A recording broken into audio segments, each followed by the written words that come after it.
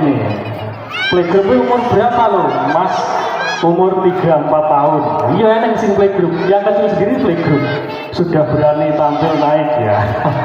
Nah, monggo Bapak Ibu yang punya anak usia 3-4-5 tahun, kami ajak untuk bergabung bersama kami. Kami tampil 3 paket lengkap ya. TK Rilisan Tahfidz modern berbudaya religius.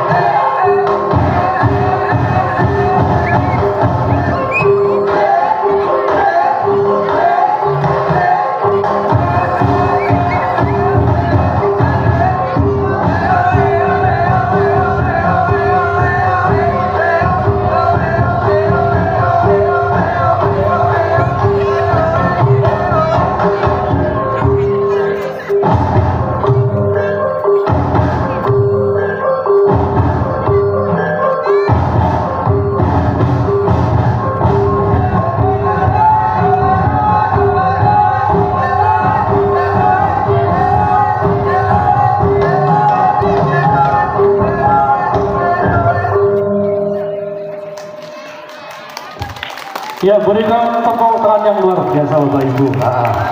Satu penampilan, dua penampilan ya, dua penampilan dari anak-anak kelas kelompok B, bukan kelas B. TK itu orang kelas, tapi kelompok A toh. Oh iya, lola ya.